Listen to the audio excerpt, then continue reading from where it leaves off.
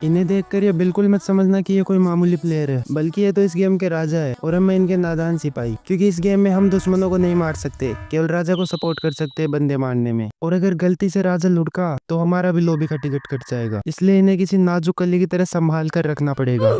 Match start हुआ और हमारे राजा जी ने हमें बीच पार्किंग में उतार दिया। फिर यहाँ से मरियल राजा को खींचकर हम विलेज पर आ गए, जहाँ हमने कुछ लूटा और राजा ने नहीं, उन्होंने सब कुछ लूट लिया।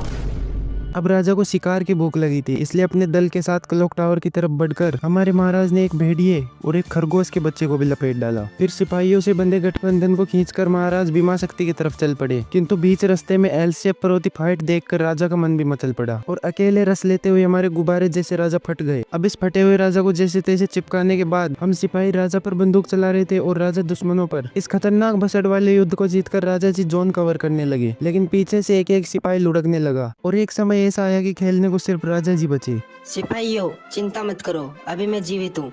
अरे लेकिन महाराज, रिवाइव के चक्कर में आप जोन में। अरे तुम चिंता मत करो, मैं हूँ ना।